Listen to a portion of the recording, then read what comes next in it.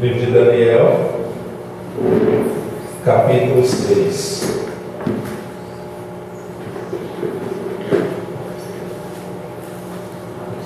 Amém? Livro de Daniel, verso 6, capítulo 6.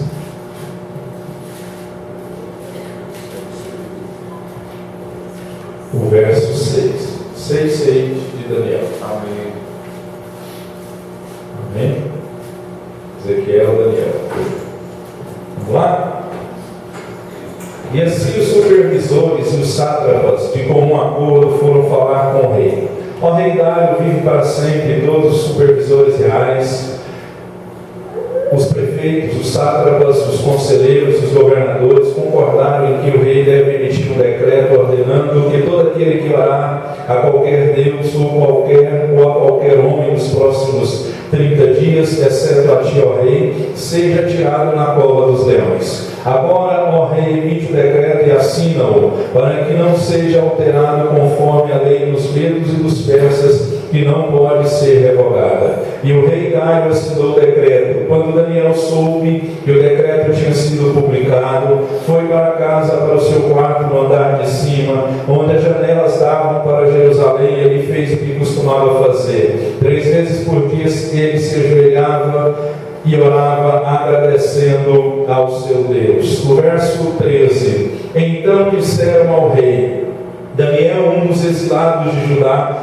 não te dá ouvidos, ó rei, nem ao decreto que assinaste. Ele continua orando 3 vezes por dia. Quando o rei ouviu isso, ficou muito contrariado e decidiu salvar Daniel. Até o pôr do sol fez o possível para livrá-lo. Mas os homens lhe disseram: lembra-te, ó rei, de que segundo a lei dos medos e dos persas, nenhum decreto ou edito do rei pode ser modificado. Então o rei deu ordens a ele, e eles trouxeram Daniel e o jogaram na cova dos leões. O rei, porém, disse a Daniel: que o seu Deus a quem você serve continuamente por livre. Taparam a cova com uma pedra, e o rei a selou com o seu anel selo, e com seus anéis dos seus nobres, e com os anéis dos seus nobres, para que a decisão sobre Daniel não se modificasse. Tendo voltado ao palácio, o rei passou a noite sem comer e não aceitou nenhum divertimento em sua presença.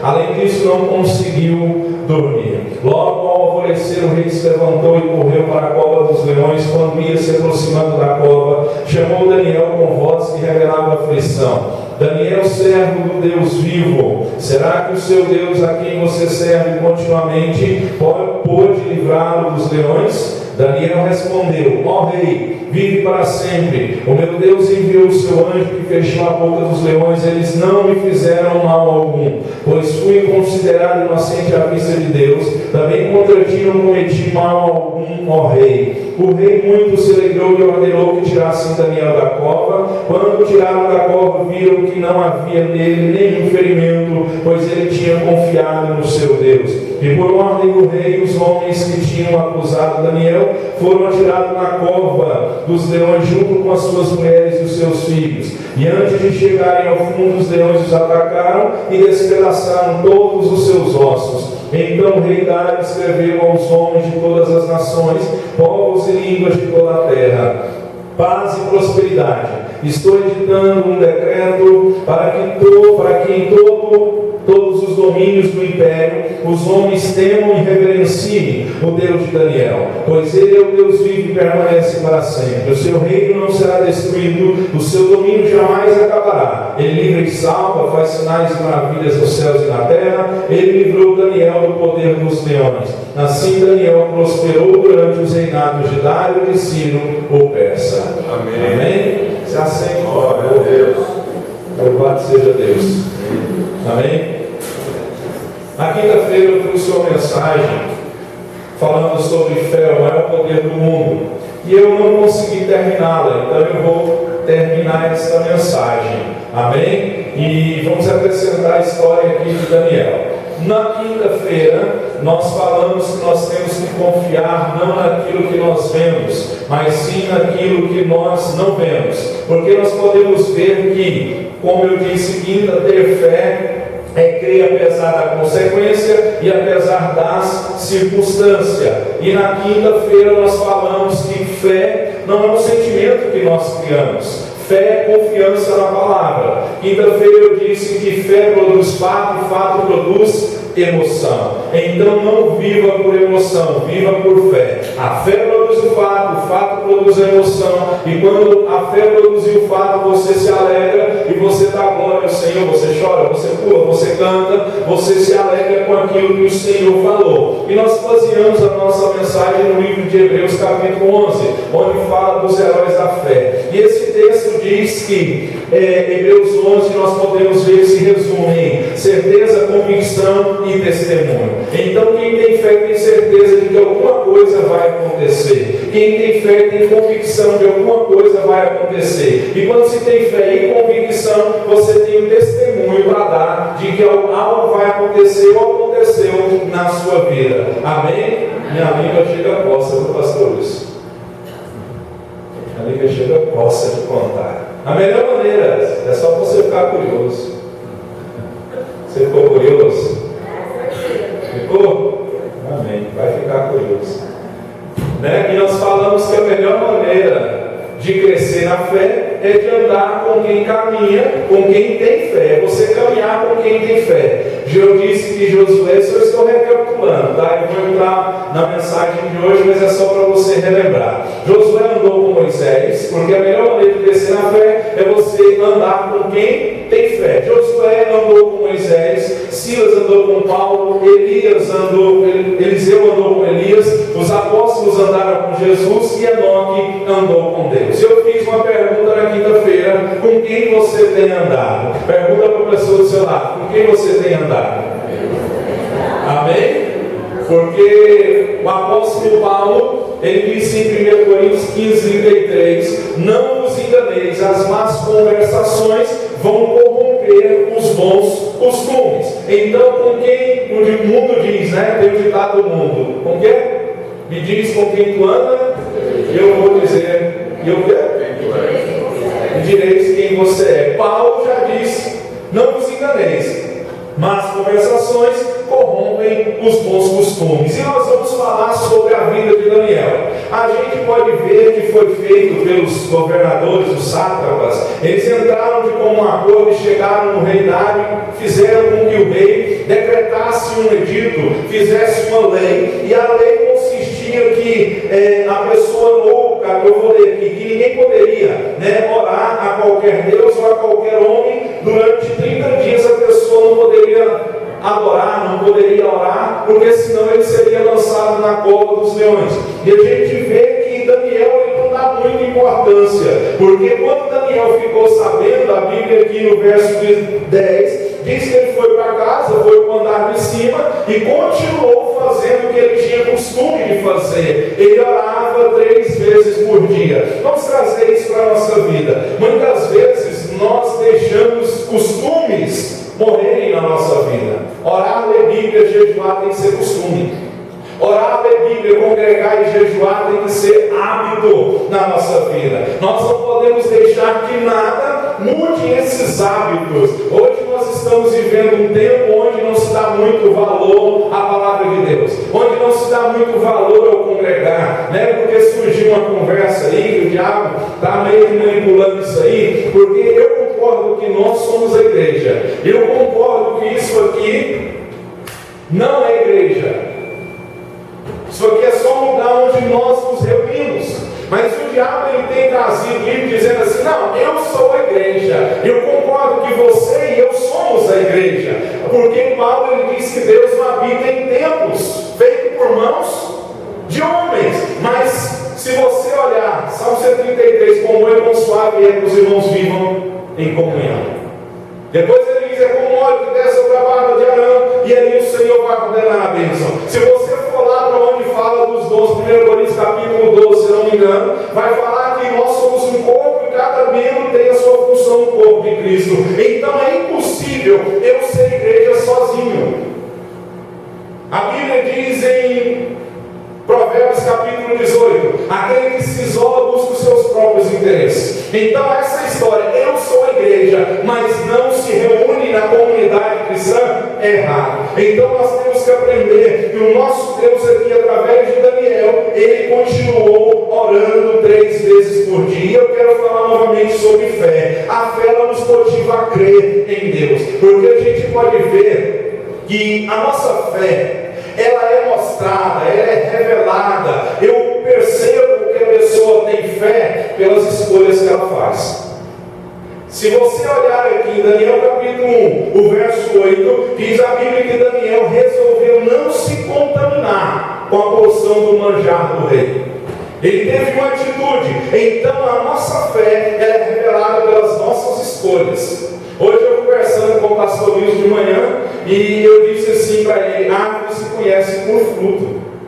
Então a árvore nossa, a nossa vida de fé, ela vai ser conhecida através dos nossos frutos. Eu sempre digo que tem muita gente que é bom pai, é bom empresário, é bom, sei lá, um profissional, seja qual for, mas quando se fala de vida espiritual, ele é péssimo, ele é ruim. Então não adianta nada eu demonstrar fé se eu não tiver uma escolha. A gente pode ver na história de Abraão e de Ló. A Bíblia diz que houve contenda entre Abraão e Ló, os pastores de Abraão e Ló, porque eles cresceram, eles ficaram ricos, e o terreno não estava sustentando o gado de ambos.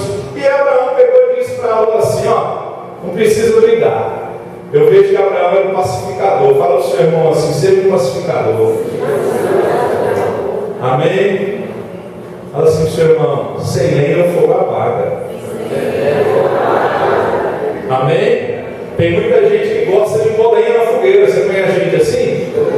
Nós temos que apagar o fogo, né? Muita gente gosta de ver, parece que é aquela expressão, gosta de ver o circo pegar fogo. Eu fico vendo quando algum cristão, evangélico, pastor, ou seja, uma pessoa que não tem uma ordenação ministerial, quando ela cai, ela se desvia, ela cai no pecado, ela cede à tentação, ao invés das pessoas estenderem as mãos para ajudar e dizer assim: ó, você errou, pede perdão, nós vamos caminhar junto, Deus vai restaurar a sua força e você vai voltar a ser até mais do que era antes. Não, o povo de Deus prefere sair espalhando e sair fofocando o que aconteceu. Sem lenha, fogo apaga. Então a gente pode ver, por que eu falei isso? Porque os pastores de Abraão e de Ló estavam brigando entre si. E Abraão era um pacificador, era aquele que não colocava lenha na fogueira, era aquele que procurava apacentar, procurava apagar o fogo. E ele virou para Ló e disse assim: olha, não precisa brigar.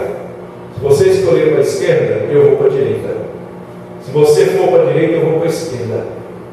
Diz o texto que Ló olhou as campinas do Jordão. Depois você confere lá em Gênesis capítulo 12 ou 22, se eu não me engano. Gênesis 12 para frente lá. Diz a Bíblia que um foi para caminho de Sodoma e Gomorra. Ele olhou para as campinas do Jordão, verde, bem regada. Só que esse caminho era um caminho que ia dar em Sodoma e Gomorra. E foi justamente para lá que Ló foi. Então a nossa fé, ela vai ser mostrada, revelada, através das nossas escolhas. Semana passada eu trouxe uma mensagem, semana retrasada eu trouxe uma mensagem aqui: pense antes de agir. Nós temos que aprender que as nossas escolhas vão influenciar o nosso futuro, influenciar a nossa vida. Então Daniel propôs, ele resolveu não se contaminar com as coisas do mundo. Porque os manjares do rei aqui simbolizam as coisas que o mundo nos oferece. É por isso que Paulo diz: não vos enganeis, as más conversações vão corromper os bons costumes. Josué andou com Moisés, Silas andou com Paulo. E a pergunta é: quem é a nossa amizade?